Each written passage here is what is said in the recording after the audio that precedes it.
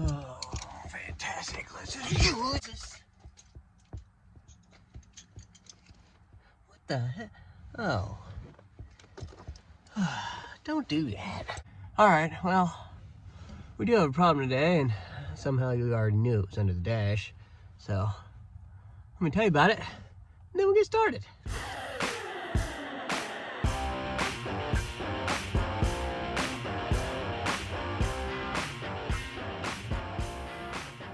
This truck has an intermittent no-start problem. This is a first-gen Nissan Titan, and basically what happens is every once in a while, you turn the key, and all you get is a solenoid click at the starter.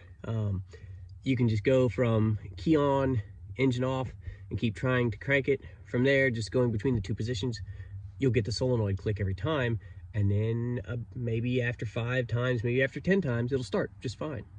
Very intermittent. Got going on 140,000 miles on it. So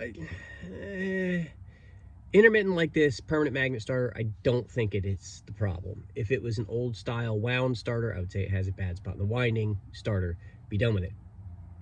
So I did some searching on the internet, and what I found is the ignition switch is basically just a pressure contact switch, and it rotates against 2 copper plates when you go ignition on, key on, and it's high amperage, and they get dirty.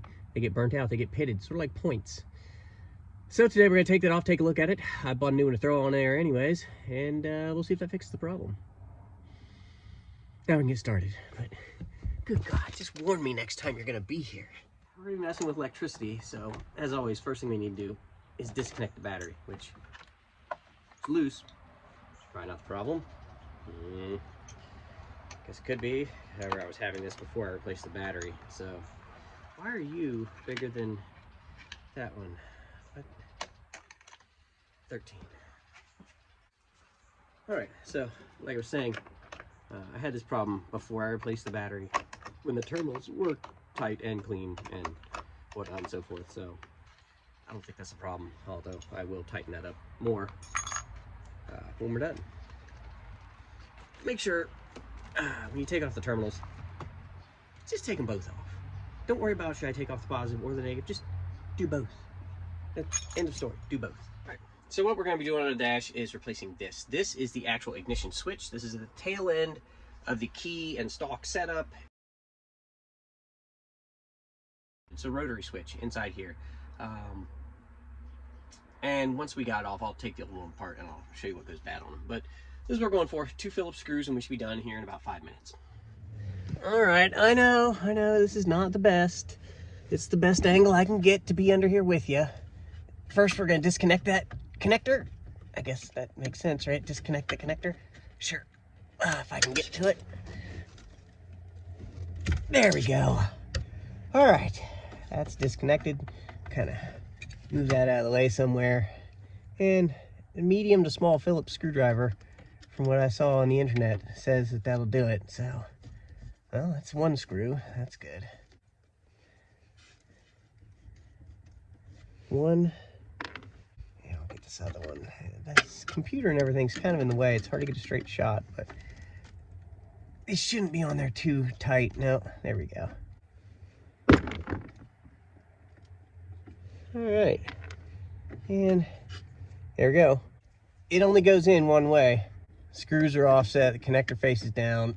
There we go. It's not spring loaded, so you should be able to set it there and start at least 1 screw by hand.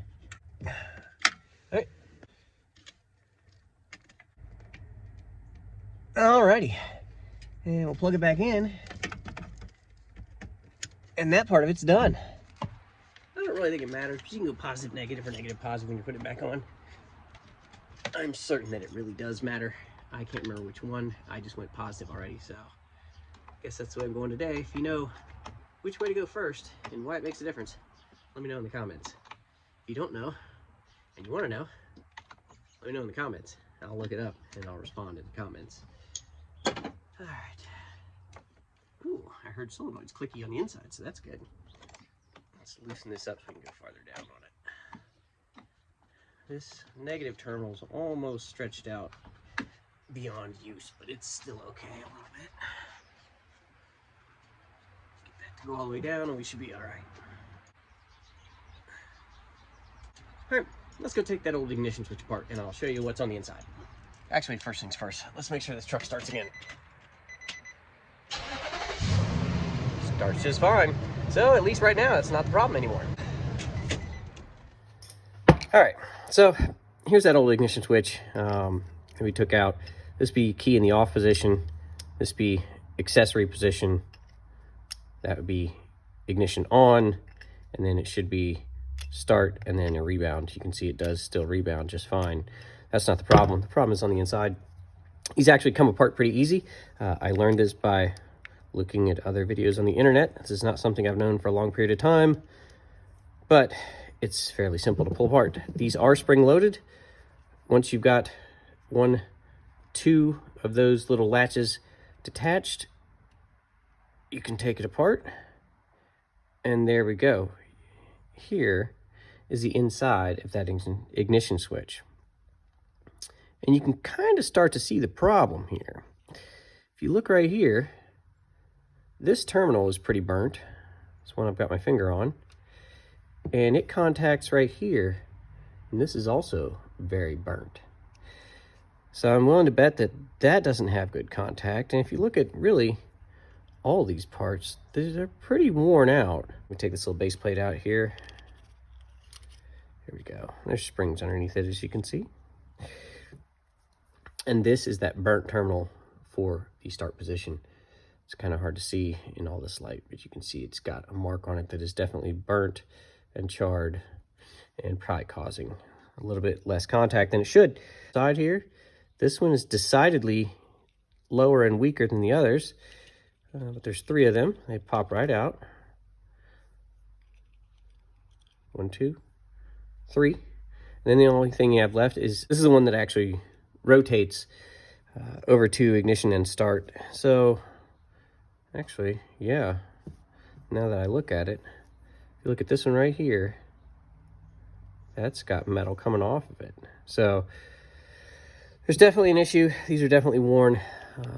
The center one has a spring underneath it as well. And that's it.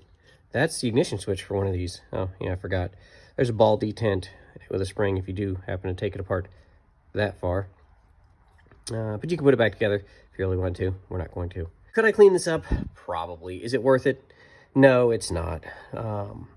It's really not an expensive part. It's a 5-minute job.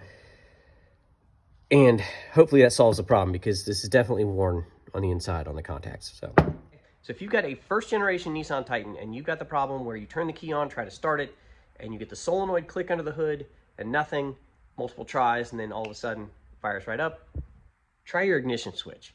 It's a high wear part that runs a lot of amperage and voltage through it, and over time, especially high mileage, high use, it's going to wear out. It's copper contacts. It's a lot more likely than the starter to go out, and it is a lot easier to replace than the starter on this truck.